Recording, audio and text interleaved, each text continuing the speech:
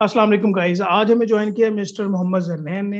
ये qualified chartered accountant हैं और करंटली अलाइड बैंक में as an associate financial reporting manager काम कर रहे हैं। तो आज हम इनसे इनकी जर्नी के बारे में पूछेंगे कि किस तरह इन्होंने आर्टिकल्स अपने ऑडिट फर्म में नहीं किए, इंडस्ट्री में किए, किस तरह इनकी जर्नी रही। तो अस्सलाम वालेकुम Mohammed Jarnain, thank you so much कि आपने हमें टाइम दिया। Thank you so much for joining us. वालेकुम अस्सलाम। वेल, इट्स माय प्लेजर कि आपने मुझे इनविटेशन दिया इस चीज़ के लिए। मेरे लिए एक ऑनरशिप थी कि आपकी तरफ से एक मुझे कॉल आई और आप लोगों ने मुझे ही सेलेक्ट किया फॉर परसुइंग कि जी मेरा ग्रुप से क्वालिफिकेशन हुई है। आपको पता है इस बार 3 लोग क्वालिफाइड हुए थे, एक उनमें से मैं था। रिसेंटली स्टेट बैंक से इस वक्त 2 क्वालिफाइड चार्टर्ड अकाउंटेंट्स हैं। एक मेरे फ्रेंड थे, पिछली दफ़ा उनका क्वालिफाई हुआ था हाफिज अब्दुल मन्नान, और इस बार मेरा क्वालिफाइड हुआ। राइट। बैंकिंग इंडस्ट्री आर्टिकल्स के बारे में लोगों शुरू के अंदर मैं आपको बता दूं कि मैंने केपीएमजी से अराउंड 1.5 ईयर की अपनी आपने आर्टिकल्स ज्वाइन किए थे। क्या नाम है, जून 16 के अंदर मैंने ज्वाइनिंग दी थी केपीएमजी में। राइट। 1.5 साल मैंने वहाँ पे काम किया as a trainee student in a tax department. उसके बाद 16 के अंदर ही अराउंड सितंबर 16 के अंदर ही आई कैप ने इंडस्ट्री आर्टिकल्स को फर्स्ट टाइम इंट्रोड्यूस करवाया सब ट्रेनीज के लिए। राइट। मेरा कह लें कि जी फैमिली बैकग्राउंड एक तरह से ऐसे है कि बैंकिंग की ही सारी सेक्टर है। मेरे 3 मामू थे, वो बैंकिंग की साइड पे थे। बाकी कुछ रिलेटिव्स थे, वो भी बैंकिंग की साइड से थे। तो मेरे दिमाग के अंदर हमेशा से एक चीज़ थी कि जी क्वालिफिकेशन के बाद भी मैंने बैंकिंग को ही परस्यू करना है। तो जब एक अपॉर्चुनिटी नजर आई, उस टाइम 2 बैंक अलाइड थे, एक हबीब बैंक था, एक अलाइड बैंक था। राइट। बेसिकली मैं क्योंकि लाहौर में रेजिडेंस था तो अलाइड बैंक का हेड ऑफिस था। मैंने अलाइड बैंक की तरफ ऑप्शन अपने आप को थोड़ा सा इंक्लाइन किया। शुरू के अंदर तो तकरीबन उस टाइम के ऊपर इनिशियली बिल्कुल स्टार्टिंग फेज था, सब कोई अपनी पॉलिसीज और सारी चीज़ें मेंटेन कर रहे थे। उस टाइम मैंने ट्राई किया, लेकिन 16 के अंदर मेरी बात नहीं बनी। 17 में ऑफिशियली अलाइड बैंक ने अनाउंस किया, मैंने अपना इंटरव्यूज वगैरह दिए। मजे की बात बताऊं आपको, हम ट्रेनीज का पैनल इंटरव्यू हुआ था अलाइड बैंक के अंदर उस टाइम पे। वहाँ राइट। पे CFO, chief compliance officer, chief HR and chief audit, ये 3 चीफ्स, यानी कि आप कह लें बैंक के अंदर हर एक डिपार्टमेंट का एक चीफ डिफाइंड होता है। इन 3 चीफ्स हम लोगों का इंटरव्यू लिया था। First batch was a really outstanding batch, उसमें अंदर से 2 क्वालिफिकेशन हो चुके हुए हैं। एक इनलाइन है, इंशाल्लाह होप सो उसका नेक्स्ट टाइम क्वालिफाई हो जाएगा। केपीएमजी से मैंने जब शिफ्ट किया था तब मुझे भी बहुत से नेगेटिव फीडबैक्स और ये आप कह लें कि एक तरह से पुशअप मिला था कि जी आप फॉर्म से क्यों जा रहे हैं, आपको पहले ही केपीएमजी है, बिग फोर में लोग जाने को तरसते हैं, आप उसको छोड़ के अलाइट बैंक में आ रहे हैं। तो मैंने एक चीज अपने माइंड में, उनके लिए सिर्फ एक चीज मैं कहता था कि यार जब एक अपॉर्चुनिटी आपको पता है, आपका माइंडसेट क्लियर है कि आपने फ्यूचर में करना क्या है, आपने किस इंडस्ट्री को ज्वाइन करना है, तो उस इंडस्ट्री को ज्वाइन कर जब आपको एक अपॉर्चुनिटी पहले मिल रही है तो why not well that sir.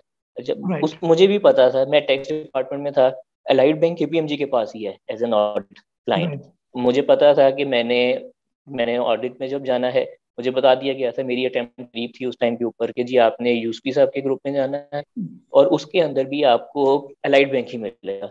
ठीक है। तो मैंने कहा टेबल की उस साइड पे बैठना है और टेबल की इस साइड पे बैठना है, तो इस साइड पे बैठ के क्यों ना देखा जाए कि जी इधर आपको एक ऐसा ऑप्शन मिलती है। नेगेटिव मैंने, लेकिन उन सब सारी चीजें, नेगेटिव थॉट्स थे, उन सबको ओवरकम करके मैंने इंटरव्यू दिया, मेरी सिलेक्शन हुई। मैं उधर जाके बैठा। मेरा उस टाइम के अंदर रिस्क मैनेजमेंट के अंदर पूरी पॉलिसी डिफाइंड है, ये आपको मैं बता दूं। हर ट्रूप के अंदर हर किसी ने अपनी पॉलिसी डिफाइन की हुई है एज पर आईके पॉलिसी, जो उन्होंने गाइडलाइंस इशू की हैं कि जी आपने किस किस डिपार्टमेंट से मूव करना है, कौन कौन सा एक्सपोजर आपने उनको देना है। हर चीज डिफाइंड थी हमारी पहले से ही। राइट। मुझे रिस्क मैनेजमेंट के अंदर इंट्रोड्यूस करवाया गया पहली दफा। रिस्क मैनेजमेंट के अंदर आप बैंकिंग की तरफ जब जाएंगे तो आप देखेंगे कि RMG is the main core, यानी कि आप पहले backbone of the banking industry. क्योंकि आप कह लें कि इधर की एडवांसेज हैं, इन्वेस्टमेंट के पोर्टफोलियोज हैं, वो सारा का सारा ओनरशिप और कंट्रोल आरएमजी के पास होता है। 9 मंथ्स का टाइम मेरा होता था, उसी बीच के अंदर मेरी फर्स्ट अटेम्प्ट आई। फर्स्ट अटेम्प्ट के अंदर, अच्छा, दूसरी बात, पेपर्स के लिए आपको कोई नहीं रोकता वहाँ पे। सबसे आप कह लेंगे मेन बेनिफिट है कि आपको पेपर्स की, मैंने जितनी लीव्स अप्लाई की हैं, मेरी 120 लीव जितनी आई के पी एज पर पॉलिसी लीव्स, मैंने जिस टाइम जोन सी लीव अप्लाई की है मुझे अप्रूव हुई है। उन्होंने मसला नहीं किया मेरी लीव के लिए। पहली अटेम्प्ट के अंदर अनफॉर्चुनेटली सिर्फ एक पेपर पास हुआ था, 3 पेपर दिए थे, ऑडिट निकला था। उसके राइट। बाद नेक्स्ट अटेम्प्ट के अंदर दोनों फिर अकाउंटिंग डीएम दिया, वो भी पास हुआ। नेक्स्ट टाइम फिर एमएसए और ऑडिट है, उसके साथ लॉ दिया, वो पास हुआ। विद इन आर्टिकल्स मैं 6 पेपर पास कर चुका था। जब आर्टिकल्स एंड हो रहे थे तो मेरा सिर्फ पीएफडी और रिपोर्टिंग MSc 2 का पेपर रहता था। मई 2020 में मेरे आर्टिकल्स एंड अप हुए। अच्छा, उसके बाद उस टाइम आपको पता है कोविड की पीक चल चुक पड़ी थी। राइट। मैंने बाकी इंडस्ट्रीज के अंदर भी ट्राई किया, लेकिन उधर इतनी बात नहीं बनी। कोविड की वजह से ज़रा ले ऑफ था और ज़रा शटडाउन की तरफ था। बैंक ने विद इन द ट्रेनिंग, जब मेरा आखिरी पेपर, जब मेरे 6 पेपर पास हो चुके थे, दिसंबर की ईयर एंड की क्लोजिंग थी हमारी बैंक का, आपको पता है ईयर एंड क्लोजिंग दिसंबर के हिसाब से जी चलती है। बिल्कुल। ईयर एंड क्लोजिंग थी। मेरे डिविजनल हेड, जो आपके लिए एक हायरार्की हमारी है, मेरे डिविजनल हेड ने कहा कि जी हमारे पास पोजीशन अवेलेबल है, आप काम करना चाहोगे? मुझे आप कह लें कि जी बैठे बिठाए जब एक चीज़ हम्म। आपके सामने आ रही हो तो उसको मना नहीं किया जाता। बिल्कुल मैंने ऑब्वियस। एक्सेप्ट कर ली, मैंने कहा पोजीशन बिल्कुल ठीक है।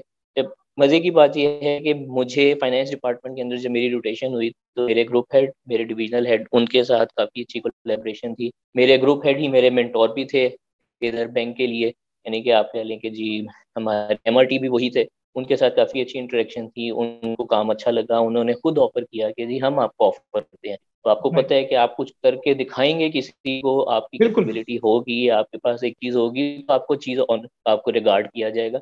अदरवाइज के लिए तो किसी कैंडिडेट की कमी नहीं है। KPMG भी लाइन लगी हुई होती है क्योंकि वो ऑडिट कर रहा है।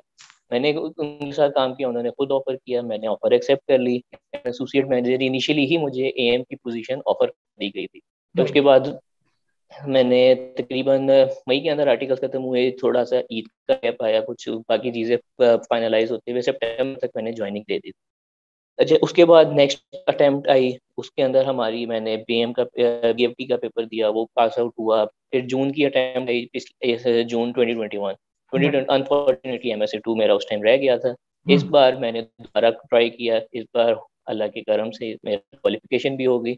और मेरी क्वालिफिकेशन से, मेरे से ज़्यादा मेरे मेंटोर को बहुत ज़्यादा खुशी थी कि जी अलाइड बैंक से कंसिस्टेंटली दूसरा क्वालिफाइड चार्टर्ड अकाउंटेंट हम इंडस्ट्री में फ्लो आउट कर रहे हैं। राइट। उनको एक बहुत अच्छा रिगार्ड था। मेरे बैंक के अंदर सब ने मुझे काफ़ी अच्छा रिगार्ड किया है कि जी हमारा बच्चा एक क्वालिफाई करके एक अच्छी जगह पे और हमारे साथ बैठा हुआ है। हम्म। आप कह लें एक आप क्या कह सकते हैं, डिटर्मिनेशन, और आपको एक रिगार्ड मिला है कि जहाँ से आपने ट्रेनिंग की वहीं से आपको ऑफर आ गई और आप यहीं पे बैठ के इस वक्त काम कर रहे राइट। यहाँ पे माशाल्लाह आपने सारे क्वेश्चन तकरीबन कवर कर दिए जो मैंने पूछने थे। और यहाँ पे मैं एक क्वेश्चन हैं। यहाँ पूछना चाहूंगा कि ऑडिट फर्म के टाइम के परस्पेक्टिव से जब आपकी ट्रेनिंग चल रही थी, क्योंकि आपने थोड़ा टाइम KPMG में गुजारा और ये बहुत बड़ा डिसीजन था बिल्कुल। कि आप एक one of the big four firm आप छोड़ के और इंडस्ट्री आर्टिकल ज्वाइन कर रहे हैं। हालांकि स्टार्ट से ही कहा जाता है कि आप बेहतर है फर्म को प्रेफरेंस दें। तो हम्म। आपने किस तरह से देखा कि वहां टाइम मैनेजमेंट आपने किस तरह से देखी और फिर इंडस्ट्री आर्टिकल्स में किस तरह से देखी? अच्छा, टाइम मैनेजमेंट के लिए आप कह लें कि जी हमारी लेट सिटिंग्स होती हैं, ऑब्वियसली होती हैं, आपके सामने ही है। इस वक्त भी मैं अभी थोड़ी देर पहले रिसेंटली 9 बजे ही घर वापस आया हूँ। लेट सिटिंग वहाँ पे भी होती हैं, क्लोजिंग का पीरियड है, प्रेशर होता है, चीज़ें क्लोज आउट करनी है, ऑडिटर्स आपके साथ खड़े हैं, कम्युनिकेशन है, कोऑर्डिनेशन है, सारा कुछ आपने लेके चलना है। लेट सिटिंग्स होती थी, बट लेट सिटिंग्स की एक लिमिट थी। हमें पता है कि जी हमने क्वार्टर की क्लोजिंग है या हमारी मंथली या हाफ ईयर की क्लोजिंग है, तो हमने उसके अंदर लेट बैठना है, और वो भी सिलेक्टेड टाइम है। राइट। जून का टाइम ऐसा होता है, जून की क्लोजिंग है, आपको पता है जी आप पेपर दे के आ चुके हैं, अब आप free and state of mind के साथ अपनी लेट सीटिंग कर सकते हैं। Same as the case with the December closing, जब अपने पेपर दे के आ चुके होते हैं, उस टाइम ऐसा होता है आपकी क्लोजिंग शुरू हो रही होती है, और आपको पता है कि जी आप इस वक्त मेरे जाके पढ़ना नहीं है, थोड़ा बहुत टाइम आपके पास अवेलेबल है, आप लेट सीटिंग भी कर सकते हैं। राइट। क्लासेस के लिए मुझे कभी किसी ने नहीं रोका। मैंने क्लासेस अपनी ली हैं, जो सिलेक्टेड क्लासेस थी, मैंने सारी क्लासेस CFAP की नहीं ली थी। क्लासेस के लिए मुझे कभी नहीं रोका गया, लीव के लिए मुझे कभी नहीं रोका गया। जितनी लीव्स मैंने अप्लाई की, मुझे जो लीव्स ICAP की पॉलिसी के साथ जो बनती थी, उन्होंने मुझे राइट। फर्म के अंदर, KPMG के अंदर, अब भी KPMG के अंदर भी लोग ऐसे ही कहते हैं कि जी फर्म्स के अंदर लेट सीटिंग ज्यादा होती है। मैं वो क्योंकि टैक्स डिपार्टमेंट में रहा हूँ, तो जी ठीक है, जब कंप्लाइंस की आपकी लास्ट डेडलाइंस हैं, आपको रेगुलेटरी कंप्लाइंस पूरी करनी है, उस टाइम आपको लेट सीटिंग करनी पड़ती है। बिल्कुल। अदरवाइज फर्म के अंदर भी कभी नहीं रोका गया। राइट। अच्छा, यहाँ पे एक क्वेश्चन मेरा और होगा और ये तकरीबन मेरा लास्ट ही क्वेश्चन होगा। ग्रूमिंग के परस्पेक्टिव से आपने 1.5 साल big four, one of the big four में टाइम गुजारा और फिर आपने अगला टाइम गुजारा एक बैंक में, कॉर्पोरेट सेक्टर में। तो किस हम्म। तरह से आपने देखा कि apart from technical knowledge, technical skills, आपके ग्रूमिंग के पे किस तरह से काम किया गया या किस तरह से आप ग्रूम हुए? ऑडिट फर्म में ज्यादा बेहतर था या कॉर्पोरेट सेक्टर ज्यादा बेहतर है? कॉर्पोरेट साइड में कहूँगा ज़्यादा बेहतर है, क्योंकि ऑडिट फर्म में आपको पता है आप सारे ट्रेनीज ही हैं, आपके मैनेजर्स, आपके सबऑर्डिनेट्स, आपके सीनियर्स जितने भी हैं वो या तो क्वालिफिकेशन अभी अभी कंप्लीट हुई है, क्योंकि डायरेक्टली आप पार्टनर लेवल तक तो जाते नहीं है। राइट। आपके मैनेजर्स होते हैं उन्होंने अभी क्वालिफाई किया है, या आपके सबऑर्डिनेट्स हैं वो सीनियर्स हैं, या आपके जो सुपरवाइजर्स हैं वो भी फाइनलिस्ट लेवल के स्टेज के अंदर ही होते हैं।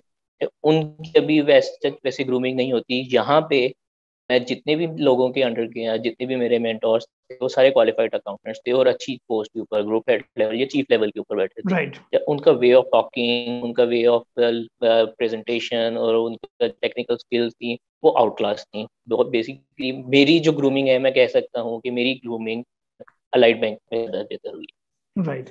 चले क्योंकि वो आपको मोहम्मद। पता है आपने ग्रुप हेड्स के साथ बैठना है, डिव हेड्स के साथ बैठना है, सारे आपके सीनियर्स हैं।